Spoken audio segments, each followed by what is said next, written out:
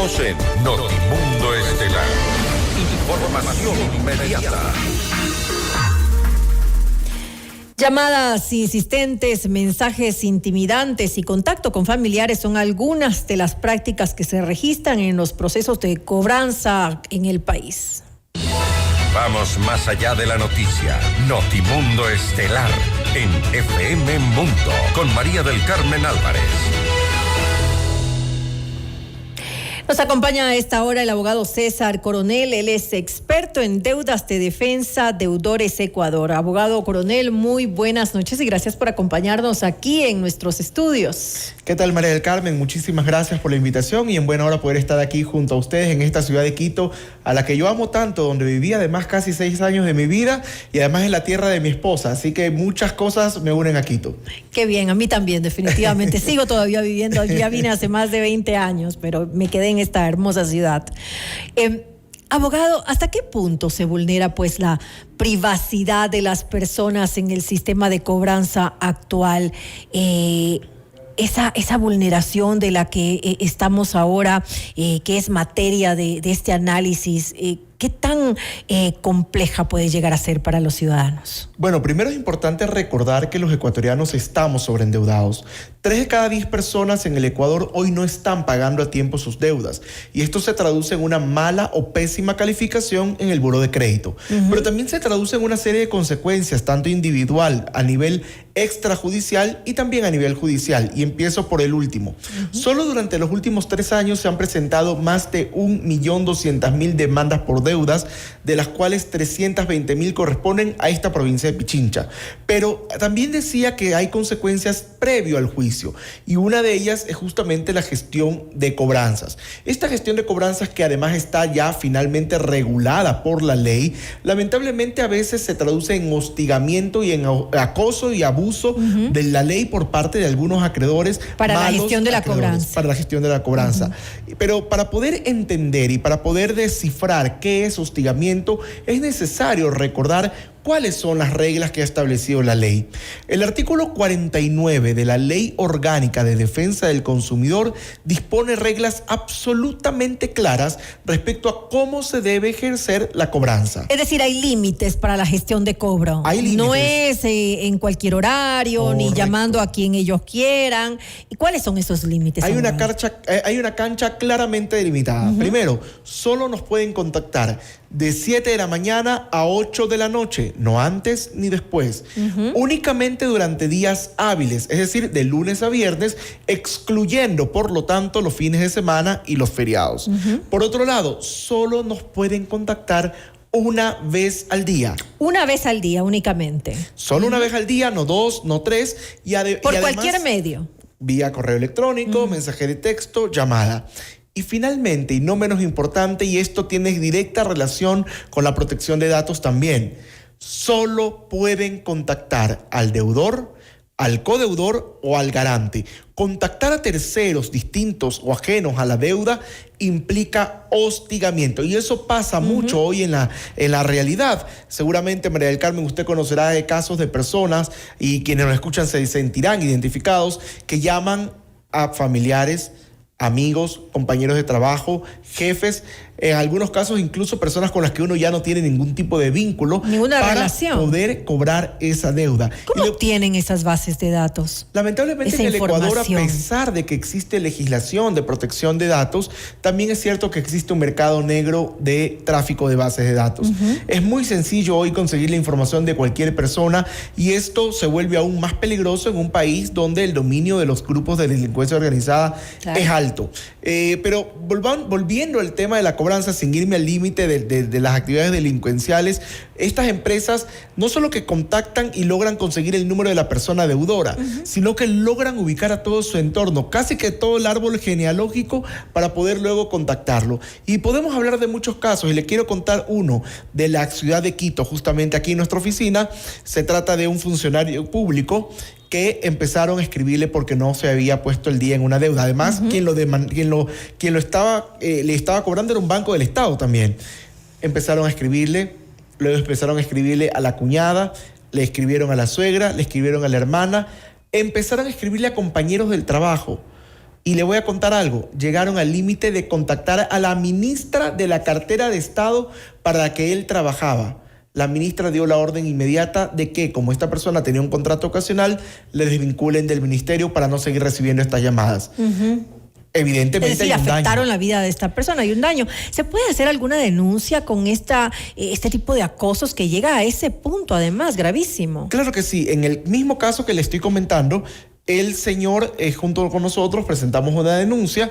La denuncia se presenta ante un juez de contravenciones, dice la ley, pero en la práctica es un juez penal, que en un procedimiento expedito, en una sola audiencia, se evacúan las pruebas y se decide la sanción. En el caso que nos ocupa, la sanción fue de casi $5,000 de multa y adicional le dieron al señor una indemnización de $2,000 por cada persona a la que contactaron.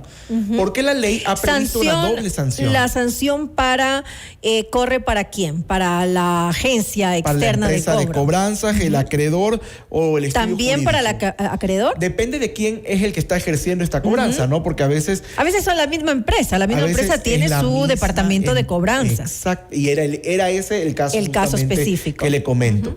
Otro caso que tuvimos en Guayaquil, vigilante civil de tránsito.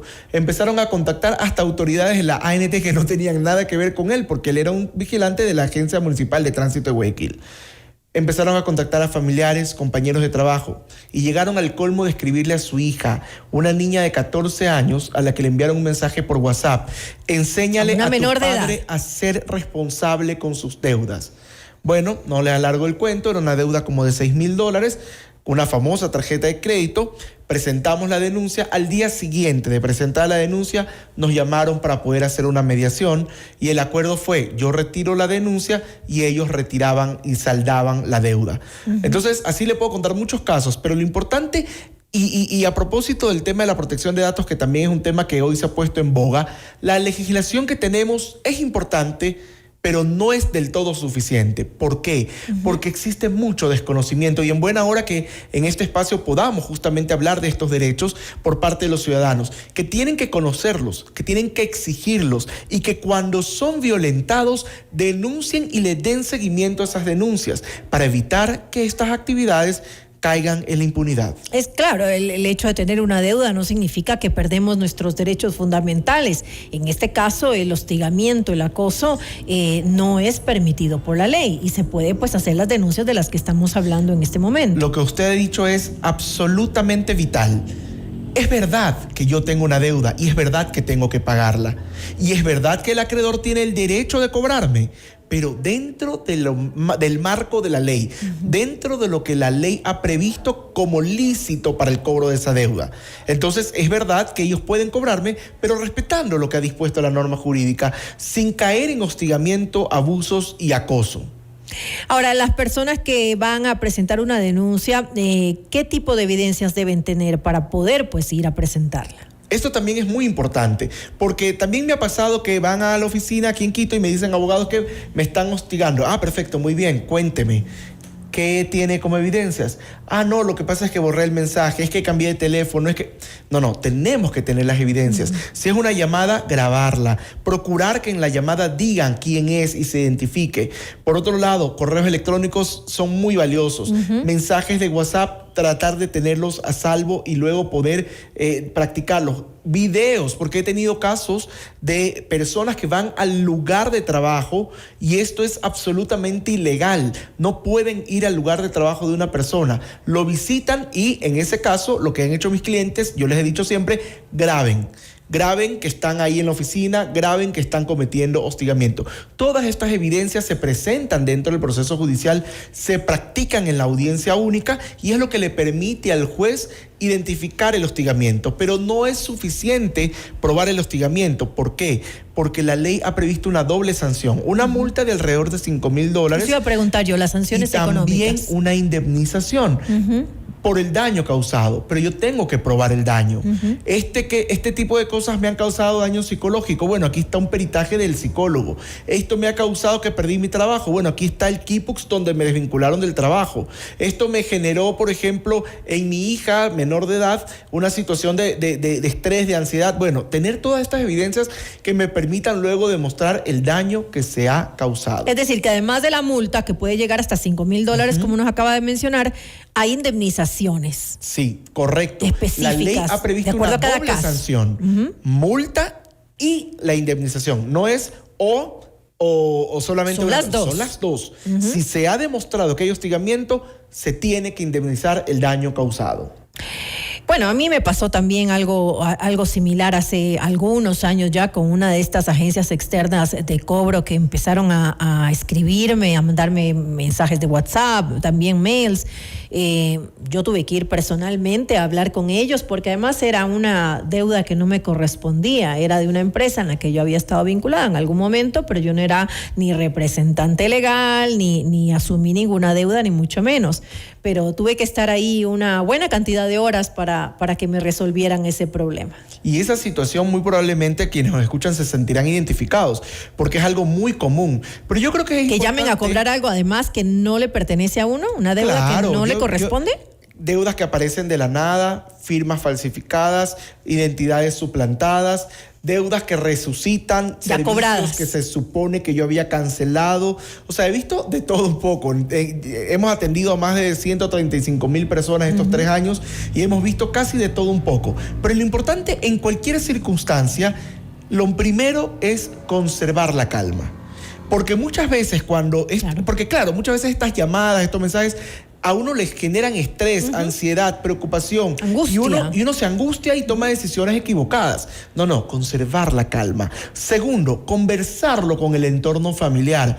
Porque incluso si se trata de una deuda real o no, esto va a afectar el entorno familiar. Tercero, buscar asesoría especializada. Y cuarto, darle cara al problema para luego evitar caer en indefensión. Y quinto, y no menos importante, recordar que con una estrategia jurídica oportunamente puesta en acción, toda deuda tiene solución.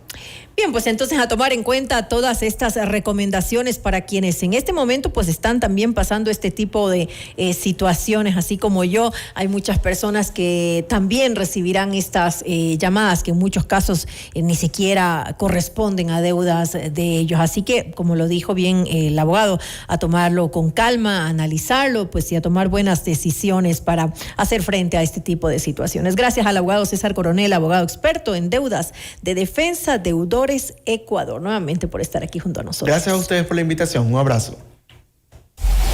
Noticias, entrevistas,